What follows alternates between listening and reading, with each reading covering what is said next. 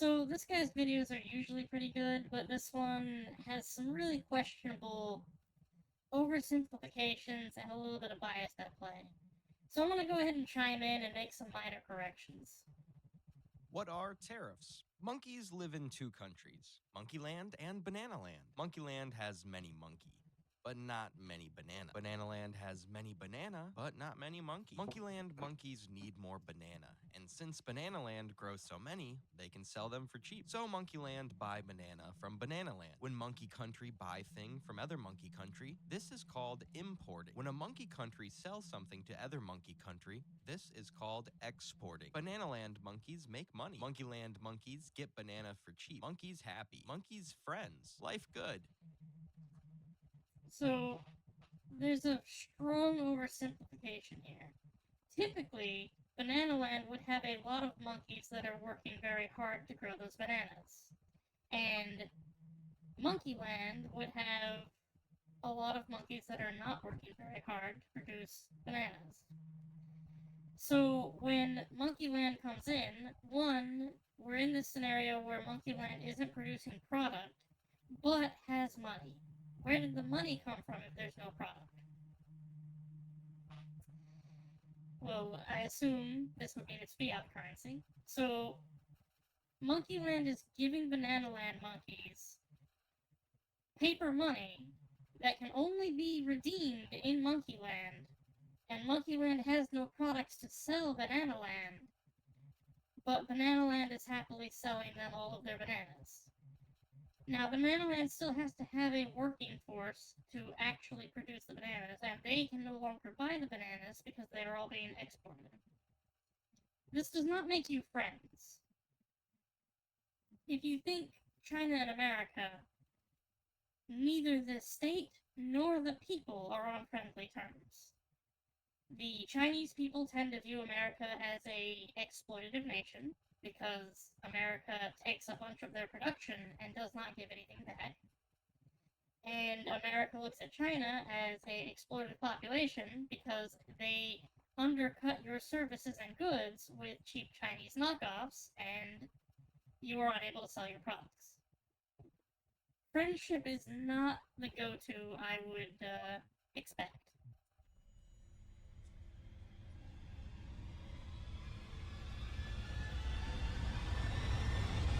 Monkeyland government put tariff on all bananas from Bananaland. A tariff is a tax, an extra charge to bring banana from Bananaland into Monkeyland. When monkey get food delivered, monkey pay for food, monkey pay for delivery. A tariff is like the service fee. Bananaland banana price usually stay the same, but now Monkeyland monkeys also have to pay Monkeyland government to buy them. How do tariffs work? Tariffs can be dollar amount or a percentage of the cost of item. Most monkey countries use percentage tariffs, but they call them ad valorem to make monkey sound smart. Tariffs can get really specific. Unripe banana can have different tariffs to ripe ones, even though they both banana. So, I don't know if he intended for this, because again, originally bananas in his videos mean money, and he kind of goes back and forth between whether they mean product or money. But there is a very clear example to be made here. Unripe bananas would most likely, I assume he meant this, be production materials. Raw materials that you're going to import and then process locally in a factory. People are going to be hired. There is going to be labor involved in processing them before they are consumed. As a result, they fuel your local economy. You would prefer to get those materials entirely locally so that you would have even more economic activity, but it's not as bad as importing a for consumption product. If you import the for consumption product, the you basically import it, give it to the consumer, and they consume it, and now that demand has been satiated, and there was no economic activity at all within your local economy. Like, you distributed it through a store is about the extent. A cashier was hired, and that's it. Technically, you had some truckers to move it and whatnot, but point being, there's very little actual economic activity associated with the latter, so they're going to try to restrict the importing of for consumption goods whereas they want to still somewhat enable production materials. And even banana cannot escape bureaucracy. Trade terms. When monkey government not use tariffs, this is called free trade. When monkey country export more banana than they import, this called a trade surplus. But when monkey country import more banana than export, this is called trade deficit. What happens when There is also trade parity. Trade parity is when both countries import a very similar or equal amount from each other. North and South America would logically, they don't, but they should have a trade parity because, for example, in agriculture, a lot of things grow in the north more easily and a lot of things grow more easily in the south. You would trade those two goods, and then both countries would have an equal benefit of having access to more produce than they normally would. Also, uh, you should probably go in to explain the differences in the impact of a trade surplus versus a trade deficit. So a trade deficit results in monkeyland, in lots of people who are not able to produce product because the product is more easily imported than produced locally. And if you have a trade surplus, you just have a thriving economy. Everyone is working, everyone is producing product. Now, depending on the developmental state of your nation, the wealth will start out low, but it will very quickly rise. So you're going to gain more wealth as a population in a trade surplus, and you are going to become poorer in a trade deficit.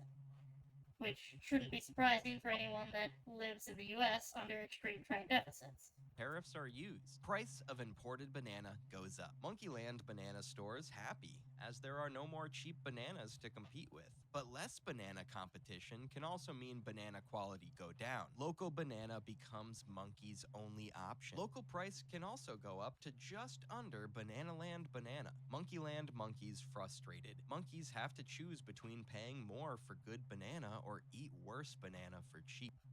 So this one's really questionable. For example, when have you ever thought, man, I really just wish I could get more of those very high quality and cheap Chinese goods? I'm assuming not very often. Typically, when something is imported, it is imported at a lower quality but significantly lower price to domestic production. And over time, domestic production will break down and you won't be able to produce as much or as high a quality goods domestically. But it's not because you don't have the means to produce them, it's because it's financially unsustainable. So if the price of the local goods does go up, that means they can afford a more effective production cycle and the quality will most likely improve vastly above the imported product. Even with the imported product taking over the market, local production historically has maintained a much higher quality than the import product. It just has to cut costs to be somewhat similar in pricing. Monkeyland government makes money every time monkeys import bananas from Bananaland. But Bananaland government can retaliate. Then Monkeyland could retaliate. Then Bananaland. This is called a trade war. You could say it's guerrilla warfare.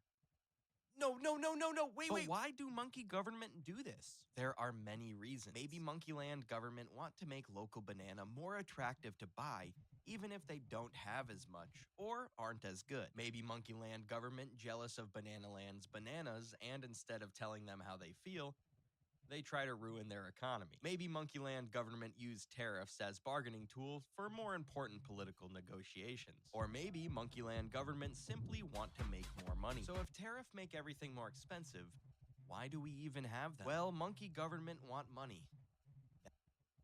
Okay, so historically, this is not wrong, but it was self regulating. Throughout the 1800s, the USA used tariffs as the sole financier of their federal government. The federal government did not have the authority, they were specifically forbade from universal income taxes. Now, during the Civil War, they basically, through emergency powers, amended the Constitution to ensure that they actually did have the power to unilaterally tax income That's a whole other story. Up to that point, the standard was that the government had to fund itself through tariffs. That was the only type of taxation power they had that they could unilaterally apply. Now, as a result, if the federal government put too high of tariffs on trade, domestic production would increase and trade would reduce, and the federal government would get less overall money. And if they continuously raised the tariffs, eventually there would just be no international trade. So they had to just naturally increase and reduce the size of the government based on world trade. After the invention, not really the invention, but the adoption of indefinite income tax, after that period, tariff use basically became irrelevant. Income tax produces infinitely more money. Well, it's not really infinitely, it's actually pretty predictable. It is an infinite money machine, but tariffs can maybe generate 10 to 15% of the value on a very good day on very generously low income tax rates.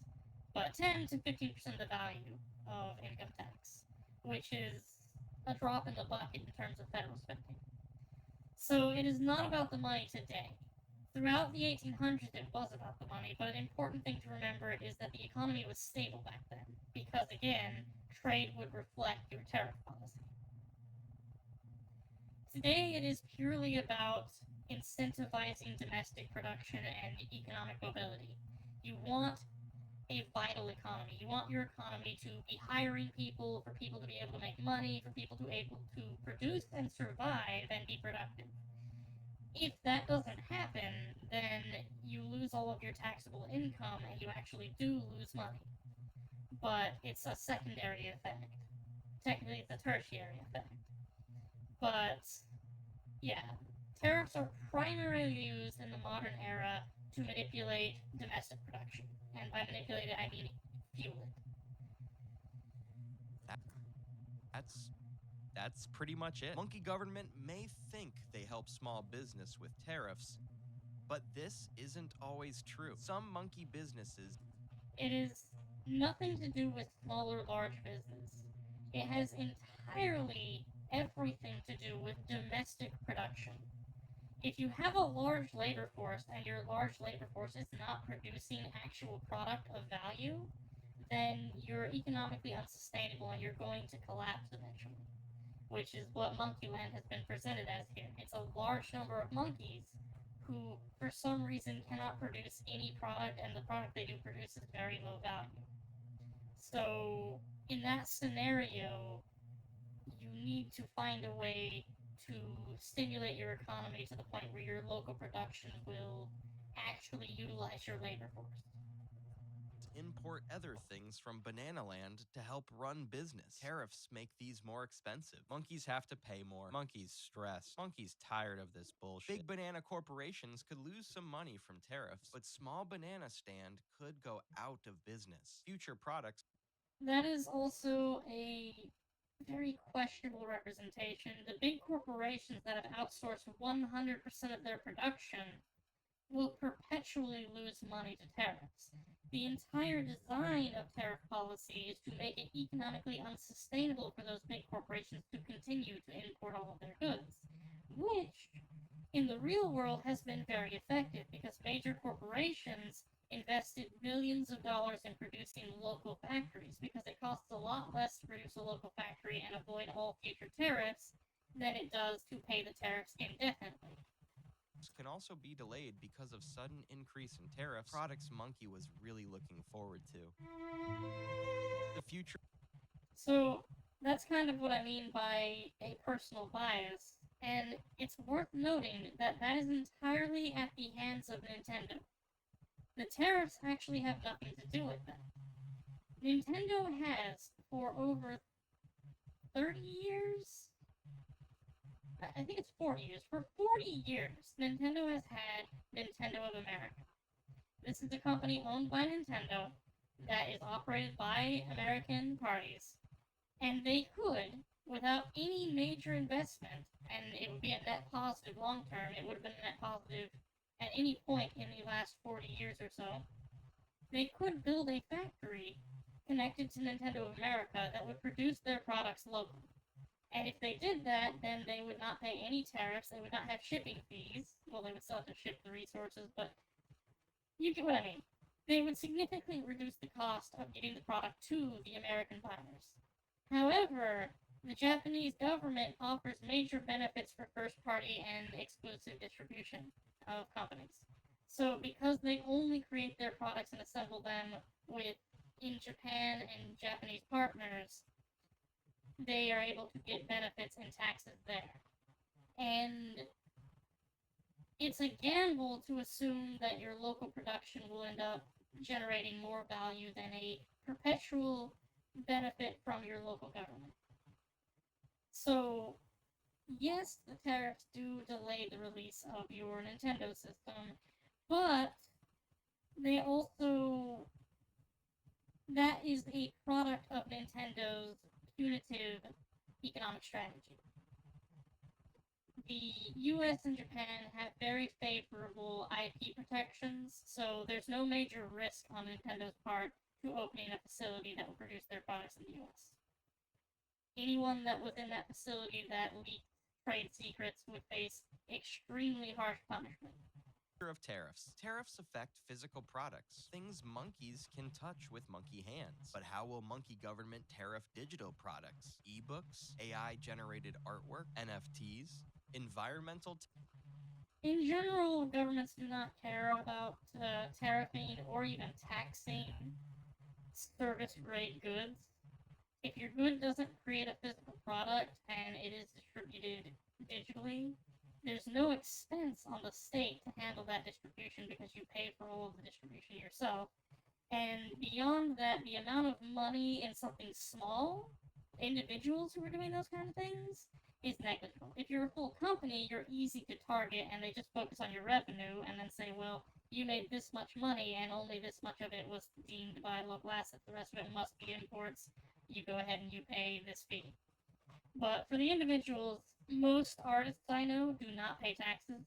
And it's not that they're not expected to pay taxes, it's just that they sell everything directly under the table and there's no record of their transactions. So why are you going to opt in to telling the government you owe them money? You just say, I didn't make any money this year, it sucks to be you, and good day.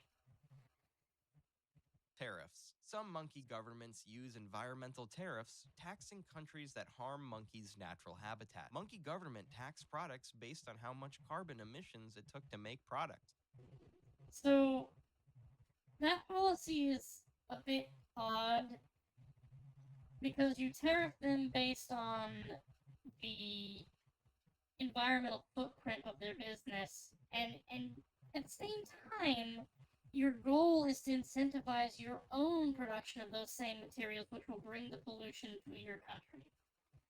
This isn't done with the intent of reducing the consumption of those products.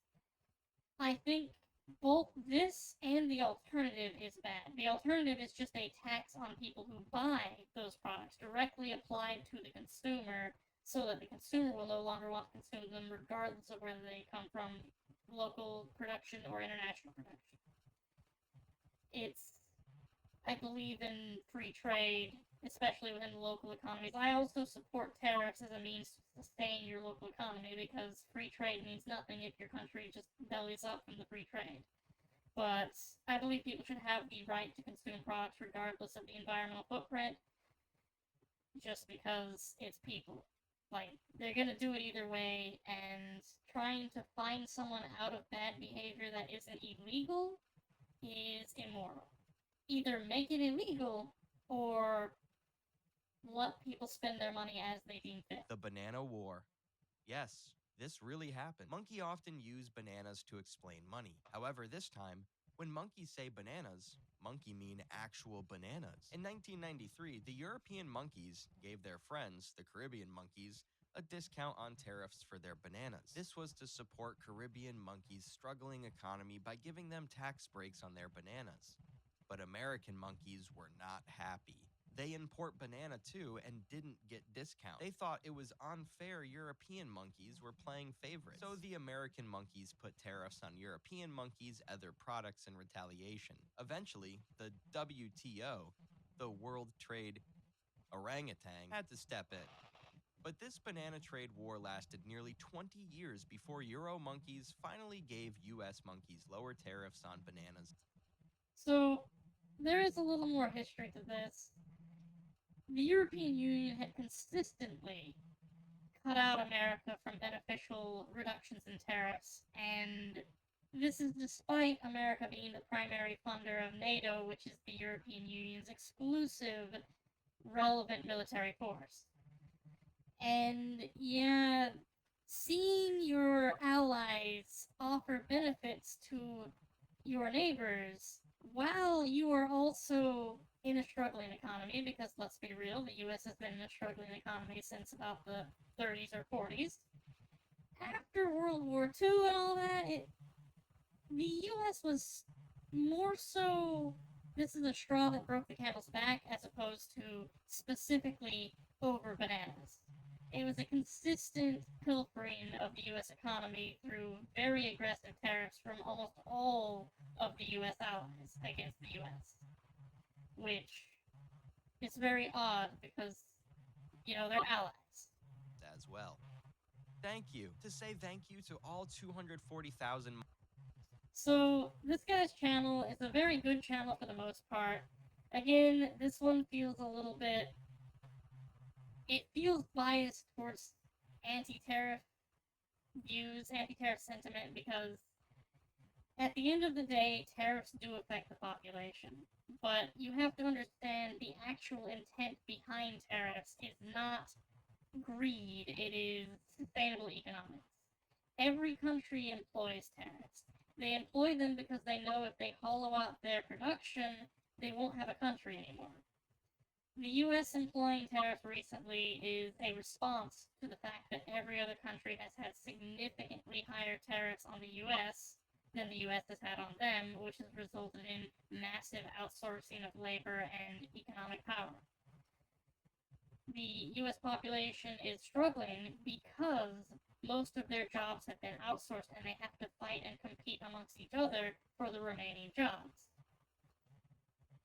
Tariffs are the solution to that, though it is much more complicated than just throw tariffs at the countries and then you thrive.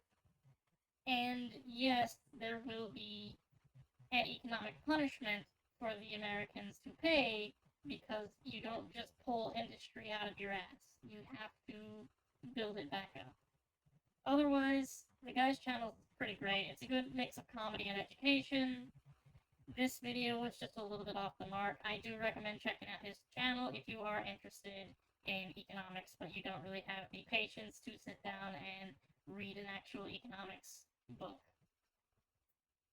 For now, later.